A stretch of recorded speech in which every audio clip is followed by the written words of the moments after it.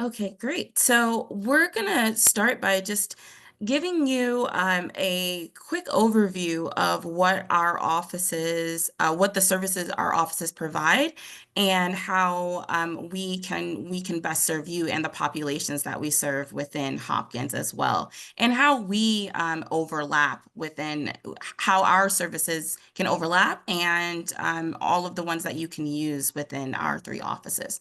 So, with the Office of Pre-Professional Programs and Advising, we provide general topic-based programming. So, we'll have programming about different parts of your journey, from your admissions test to understanding what it means to be in healthcare and in medicine.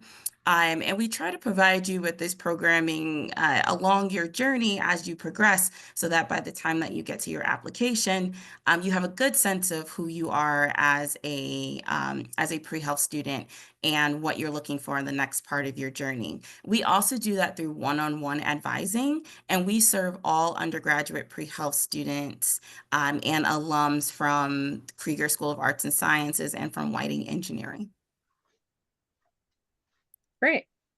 I'm Dr. Alexandra Tan. I direct the Pre-Health Academy, which we did a soft launch a couple of years ago, but this week we're celebrating the actual full-fledged launch.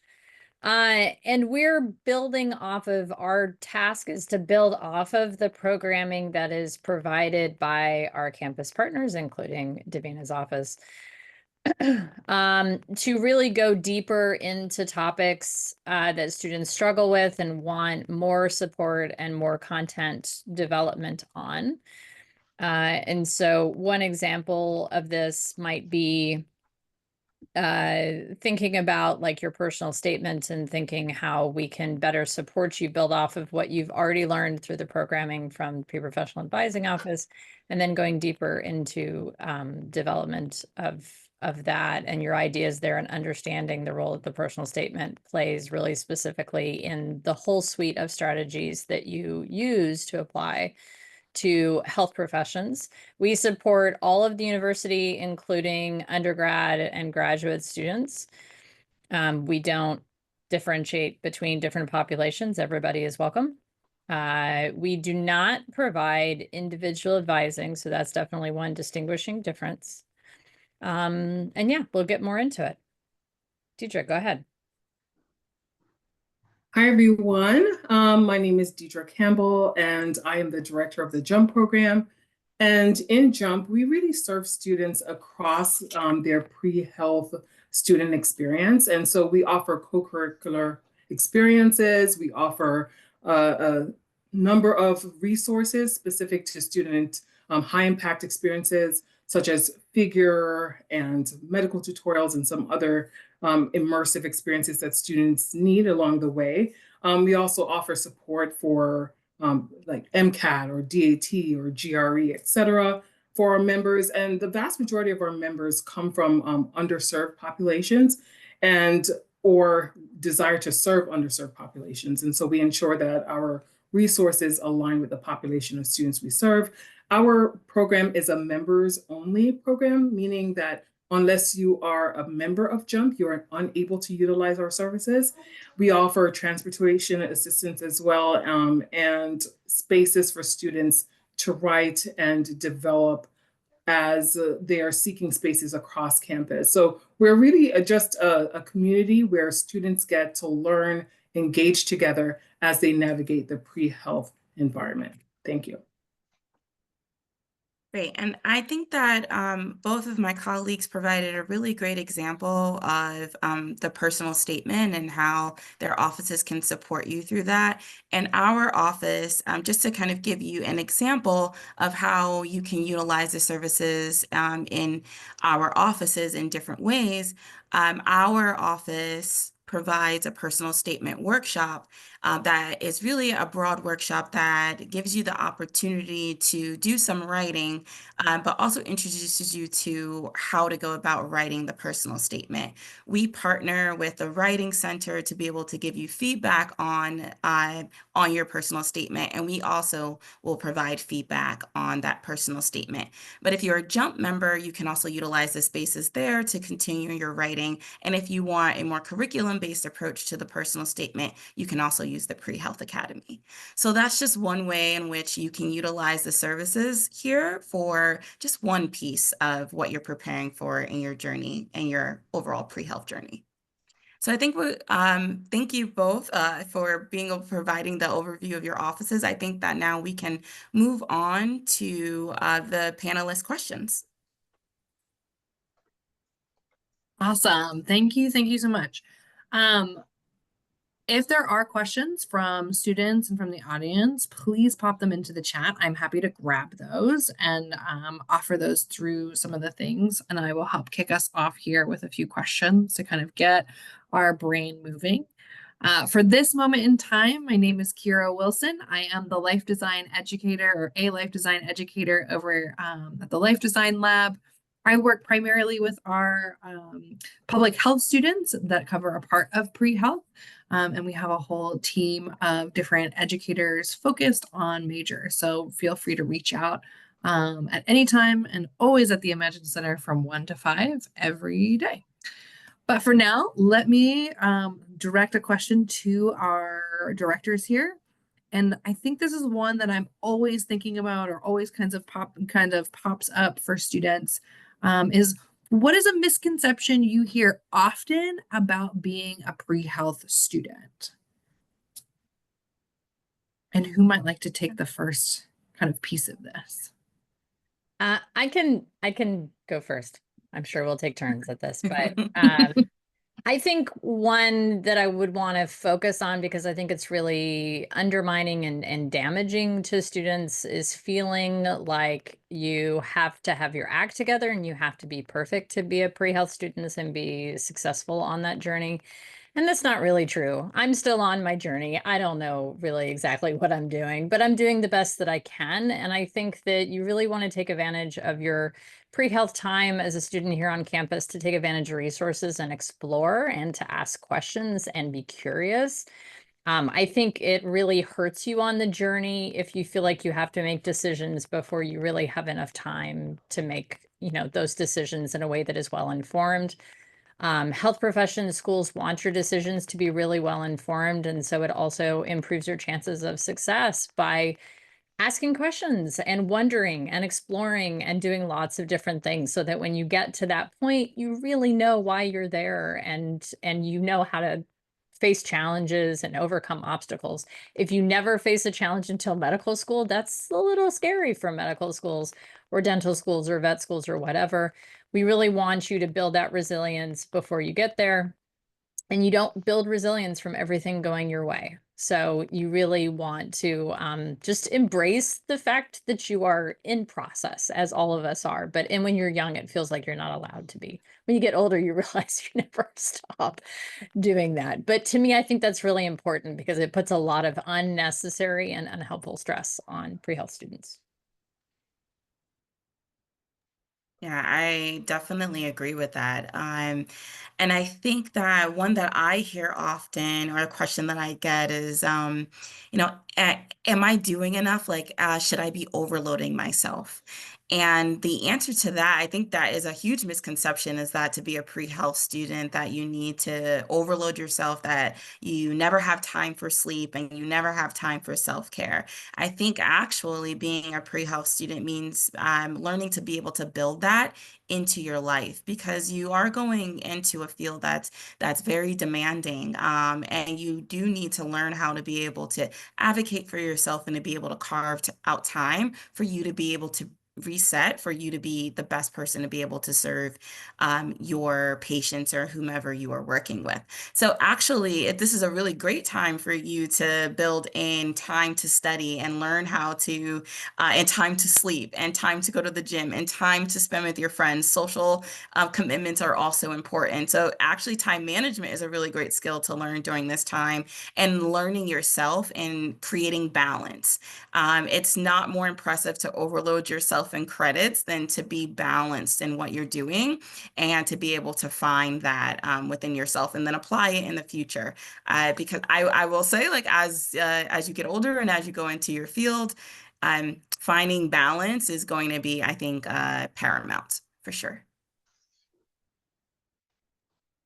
I echo everything that was said before. One of the things that I've found with some of our students is they feel their application needs to look just like everyone else's, and that's not the truth.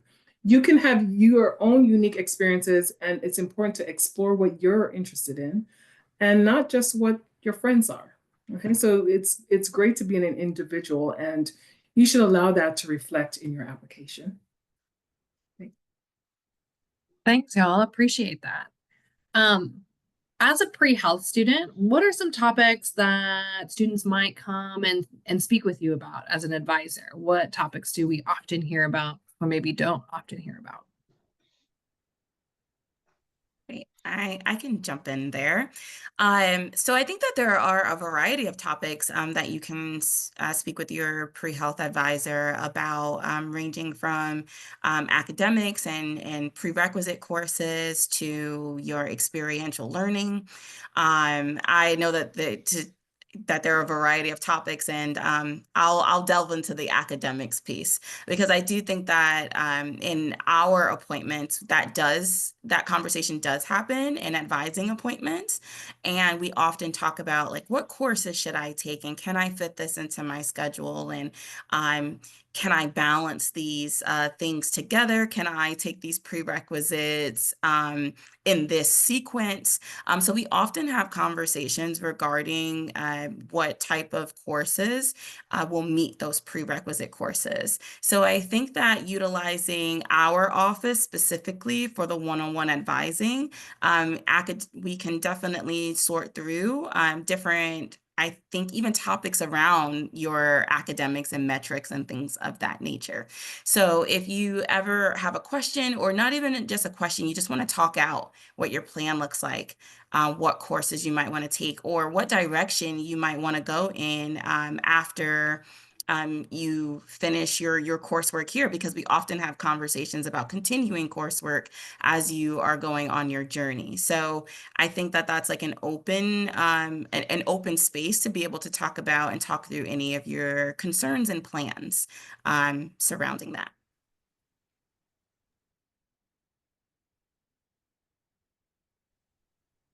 I'm also seeing that Jump does not provide advising, but some different spaces. Alex, do you want to share some more?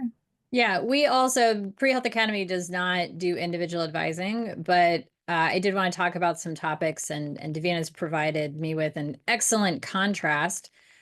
We're sort of, because we're new, we're sort of working backwards for high need content that students are telling us, or our colleagues on campus, Deidre and Davina and anybody else on campus who wants to tell us what they want. Our most high need. And so an example of that is, rather than focusing on the classes, which is well covered, and you've got lots of people on campus, well qualified people to talk to about that. An example of something that we would talk to students about, and it's on my mind because the class is being offered this spring, is target schools. So just an example of how kind of we overlay on top of the good work that other offices are doing. Students are going into the application process for medical school aware of the fact that they need to add schools that they're going to apply to. That's an obvious part of the process. And you might understand that you want to apply to schools that are places where you're going to be successful, match what you want, what you're trying to pursue, and are going to allow you places to thrive. And that is fantastic. And some students, that's sufficient for them to come up with the school list that is going to make sense to them. But some students get stuck. They don't They don't understand what action items they need to create a list that is going to help them. They have a lot of questions about that. And so even though we're not doing individual advising, we are offering a class this spring on target schools, like how to get to know the schools, how to understand what matters to you so that you can create a school list, how you review medical school websites because you're not visiting all the schools that you apply to. How do you know what they care about? And then how do you sort of implement that as you are thinking about your application strategy and your secondary essays, if you have those, depending upon what your health profession is in the summer. So you can see in that particular example, it's a much deeper dive on a topic that students are hearing about from their advisors, and they're just a little stuck on what to do with that. They know what they need to do, but they don't know how to accomplish that, or they're not being efficient. They can do it, but it's going to be painful and frustrating and awful, and they just need some help. So in that context, we do obviously speak to our students in class. Deidre might have an example of like in the context of the experiences, but since neither of us do the individual advising that Davina's office does. Thank you. So for us, when students come to us, our first question is generally, did you have an advising appointment, right? Because in order for you to really utilize our services, you need to know what you need. And we help you navigate that once you've had those conversations. We offer drop-in sessions where students can come in and say, well, I met with pre-prof and I realize I need access to research or clinical experiences, but I'm having challenges actually getting there. Those are conversations that our members can bring to us. We can work out not only identifying the opportunities for them to shadow and gain those experiences, but also the transportation to get to those experiences. And so we have a community of members who are really focused on working together. And so we don't have to provide advising because, again, we really rely on that social piece where pre-prof provides that general advising, and then our members, our students can engage with each other and help them along the process. Awesome. Thank y'all. I'm going to ask one more question here, and then if folks from the audience have questions, if you can pop those in the chat now. If you've been thinking about something, I would love to pull something from our students here. But I want to start thinking about the programs that you offer, because you offer a lot of different programs to cover different species, right? And so I want you to think about a program that a particular highlight from one of your programs, or how that program helps pre-health students move along in their progress.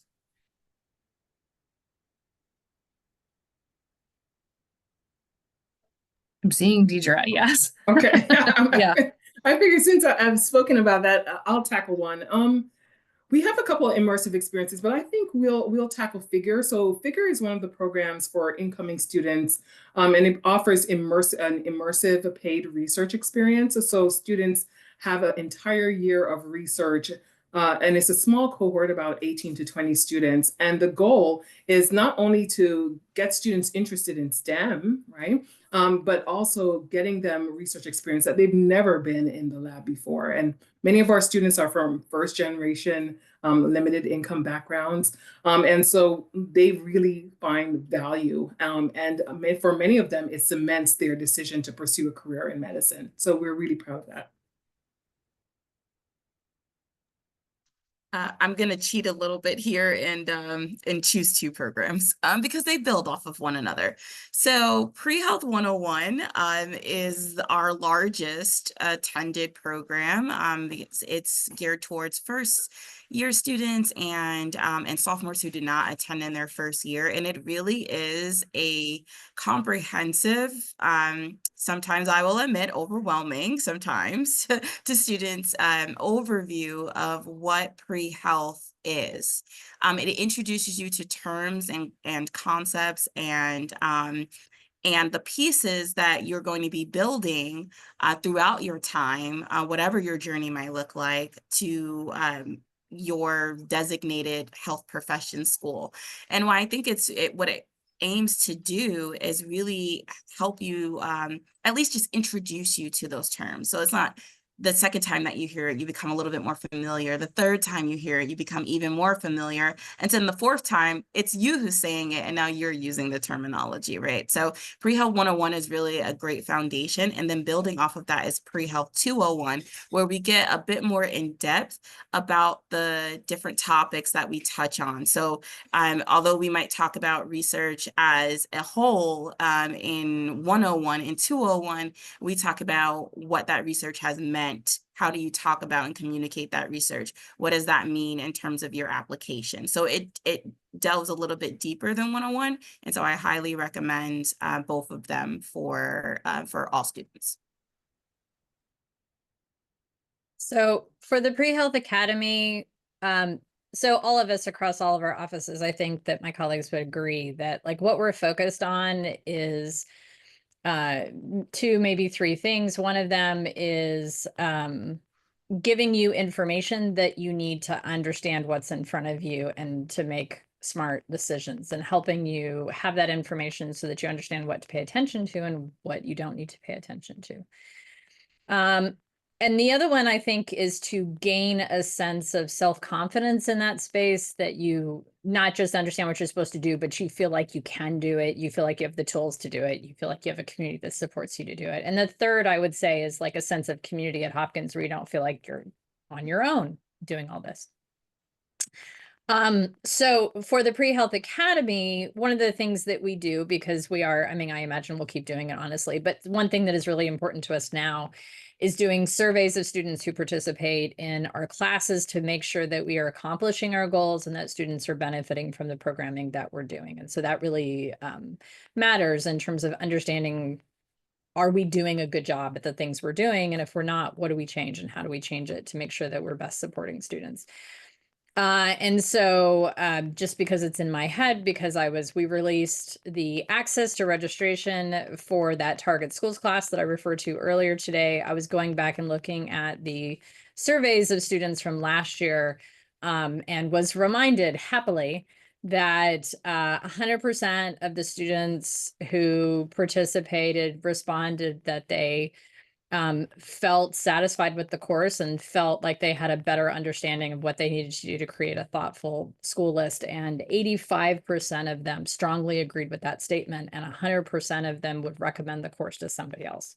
So of course we were like, awesome, we actually accomplished what we were trying to accomplish, right? People, we're trying to make you feel better about making this list of schools and feeling good about that. And it's really gratifying to see that students are accomplishing that in the classroom. Awesome. Thank you, Alex. I'm seeing a question out here that is around, is Pre-Health 101 or 201 required? And I want to ask that question along with, does the office that you're working with offer virtual resources, right? So is Pre-Health 101 required, Pre-Health 201, and where might we find virtual resources and what might they look like? Great. I think I'll start, since the Pre-Health 101 and 201 comes out of our office. So 101 is required in order for you to be able to then meet with a pre-health advisor, because a lot of what we talk about in Pre-Health 101, like I said before, it's an introduction to everything.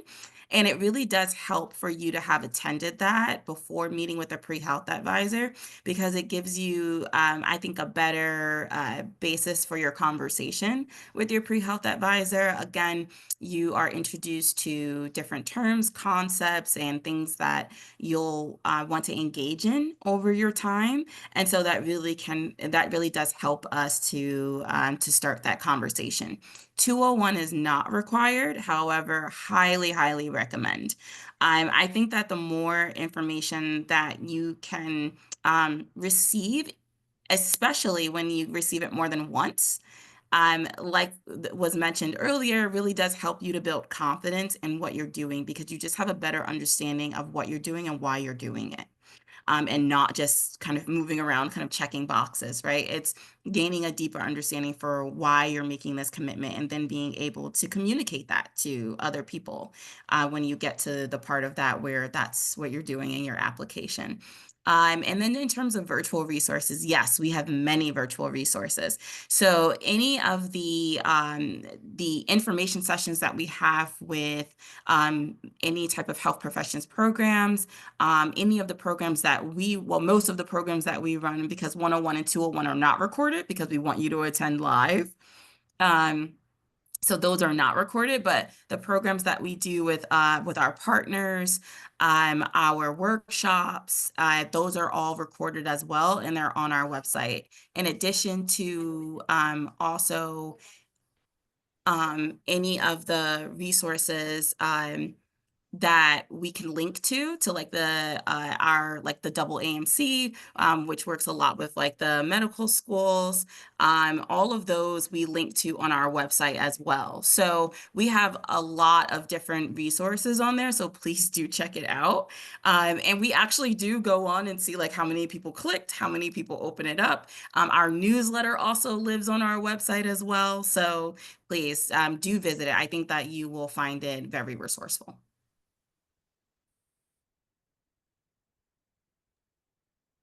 I can go. So we're new. So we're doing resource development as we go along. Certainly we have a lot of resources that students can use outside of the classes. Everybody who registers gets like all the worksheets, and we do summaries of the classes and things so that if somebody misses a class, they're able to sort of follow along and still get some benefit from that. And then we've been working towards, in some cases, taking the content from the course and then, especially if it's in person or if it's not recorded, making a video of like excerpts and high points so that students can use it, but then also our colleagues across campus can use it whenever students need the content rather than when we're teaching it.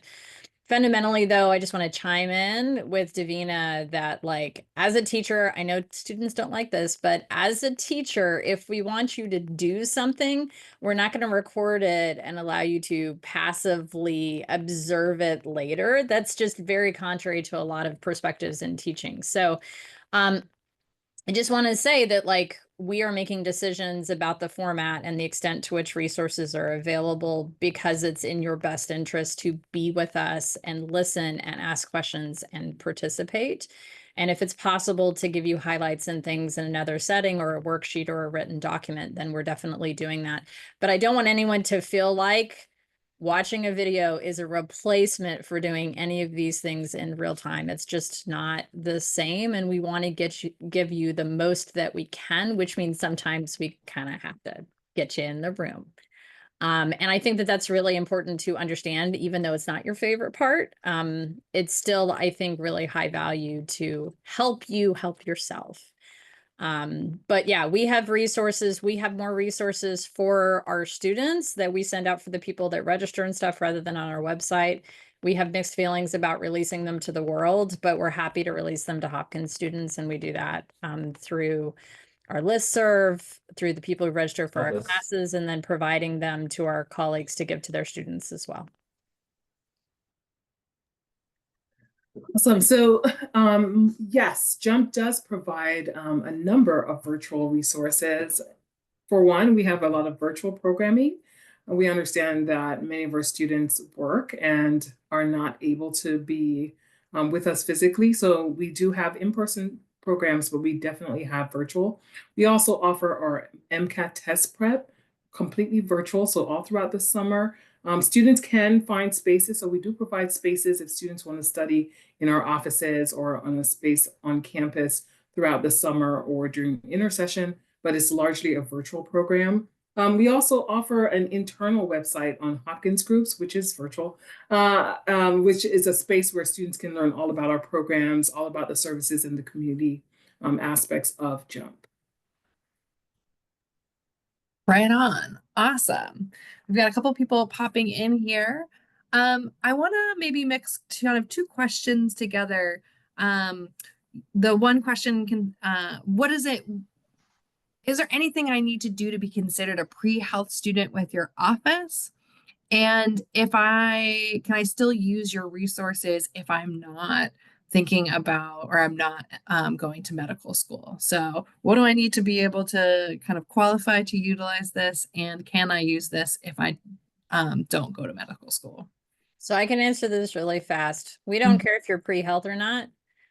I don't care if you're a finance master's degree student. I don't care. It doesn't make any difference. If you're willing or wanting the content, help yourself. Um, the problem with not being identified as a pre-health student is we don't know that you want the content. And so our information is released via our listserv for the Pre-Health Academy news. And then we also, send it to Davina because they have a listserv as well. If our offices do not know that you're out there and you want that content, you have to find us. We do not have the capacity to do a university-wide blast. So you really need to identify to the extent that we know that you want stuff. But I'm sure I have people on my listserv that don't identify as pre-health or don't have a classic pre-health major. Don't care. As long as you're a Hopkins student, you're good with us. Yeah, I can jump in here. So going to Pre-Health 101 will get you a pre-health tag. And that's just one way that we know that you are thinking about pre-health. But is there any type of like formal track or anything to declare? No. There's nothing to declare with us. You can utilize the services as an undergraduate student in either the School of Arts and Sciences and Engineering or as an alum of those schools as well. And yes, you can utilize our services if you don't intend to go to medical school. We are a pre-health office or pre-professional. So if there's anyone teetering on law here, you can also utilize our services in our office. But specifically, we're focusing on pre-health today, but that encompasses so much more than medical school. If you're thinking about nursing, becoming a PA, a dentist, veterinary sciences, optometry, podiatry, anywhere really in the healthcare space, we can help you and we can guide you through that process and help you navigate that journey. So absolutely, we encourage that diversity of career exploration. So we welcome those types of conversations. You do not need to know that medical school is what you want. If you are thinking about healthcare and medicine in any capacity, you're more than welcome to meet with us. Awesome. For us, you have to be on the pre-health track in order to be a member of JUMP, but you do not have to be pre-med. As echoed before, our services are for students who are advancing on the pre-health track and are part of our community. And we offer support services specific to all of the different tracks. So whether it's you need a GRE or a DAT or OAT or MCAT, we provide resources to you for that. So again, it doesn't matter whether or not you are a pre-med or pre-dent or pre-something else, as long as it's pre-health. Right on. I think there's also this kind of secondary piece that comes into this with the idea that some of our students might not be going directly into medical school, right? And so the question here is looking at if I decide to take time in between my graduate and or my undergraduate studies in medical school, can I still utilize this office? Can I tap back in? And the question, is it ever too late to use your services? So thinking about that gap time in between when we graduate from undergrad here and that how long can we use the services of these offices? All right, I'll step in here, have a quick response. So for our office, we allow our students to utilize our services up to 5 years post-graduation. So once you're a JUMP member for quite a long time. And we ensure that you have access to whatever you need to support you as you progress on the track. What we are unable to do is we are unable to support you once you are in medical school, right? So once you're pursuing medical school, we're here. The vast majority, more than 90% of our students take at least one bridge year. So they do have access to those services post-graduation. Thanks. I can go. At this time, as far as I'm concerned, you're Hopkins forever. I've not heard otherwise from the dean's office, and I'm not putting restrictions on it. However, in my experience, so I've been director of the post-baccalaureate pre-medical program for like over a decade. I have found that when students get in, um, they are interested in like being alums and helping their fellow students and being part of that network, but I don't get a lot of advising. In that sense, we do advising, so that would be different. But I don't get a lot of requests for conversations. They've moved on to another set of mentors and another set, community. They're happy to look back and be helpful to students who are on that path. But usually that's when they go quiet. When they get in, they start going quiet. So, but as far as I'm concerned, if somebody's an alum and they're 10 years out and they're interested in attending a class until the dean's office tells me otherwise, I think it's totally fine. Great. I may have hinted at this as we serve alumni. So yes, you absolutely can still utilize the services after you graduate. The vast majority of our applicants in a given application cycle are alum.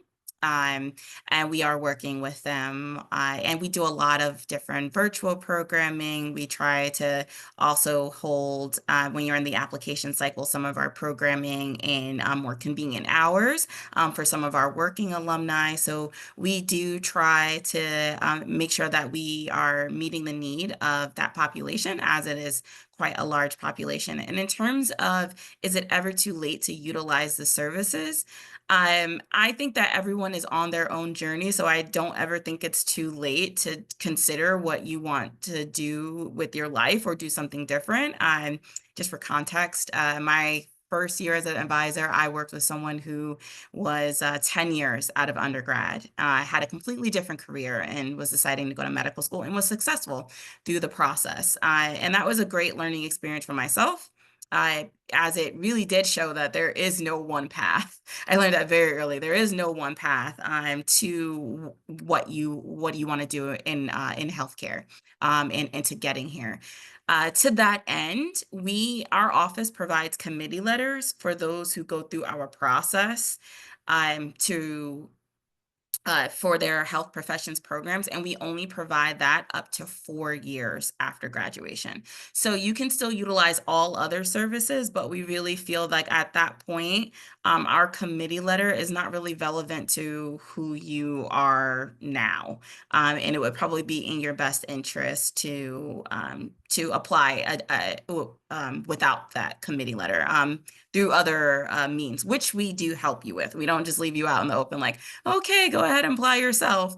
But you can still utilize all of those services. But like I said, the committee letter is just really not relevant to who you are at that point.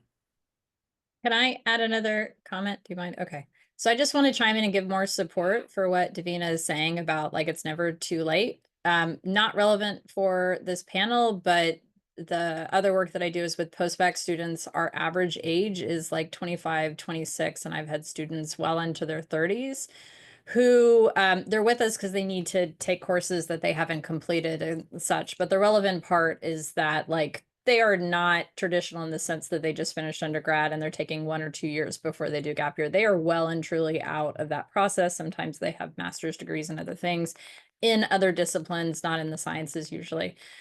And they still get in. They still get in at very high rates. They're very successful in that process. So just to support what Davina has said about like, it's not too late. It's too late when you decide that you're sort of done and you don't want to pursue that. There is no indication that medical schools ever look at somebody and say that is too late. I'm not going to apply to medical school, but I'm almost 50 and I'm pretty confident that if that's what I wanted and I had the experience and I put the work in, they would accept me too, right? And I've had students closer to my age and they do not experience any challenges, obvious challenges when they're applying. So you might feel like you're sort of done and you want to move on, but there's not, it's too late. As far as my students are pre-med students, but I imagine it's the same in the other health professions as well. So yeah, so there's no such thing as too late until you decide. Awesome. Thanks, y'all. We got kind of 2 questions here. If there are other questions from the audience, feel free to pop those in the chat. One of the things I like is where can we find you on the internet? Like where do we locate you? And how do we find out when your office is holding events? Hi. Yeah, I can jump in. So we have listservs for each class year and for alumni. So we send out all of our events through that. We also put our events in our newsletter, and that lives on our website. And we are working to be more diligent about keeping that Google Calendar on our website up to date as well. So you can always find our events there as well. And if you are not receiving information from us, please do reach out and let us know that you're not on the listservs or that you're not receiving any information. You can sign up for the listservs on our website or by letting us know if you have done that and you're still not receiving any information from us. And physically, we're in Shriver in the basement. I know a lot of people are always looking for us. We're in Shriver, Suite 30 in the basement. Come by. We're actually having an event that tomorrow. I was going to say this Friday. Today's Thursday. We're having an event tomorrow from 11 to 1 called Hot Chalk and Hot Topics. So come by, get some hot chocolate, and maybe learn some more about yourself as a pre-health student. So the question was about our location and where we can students can find information about us.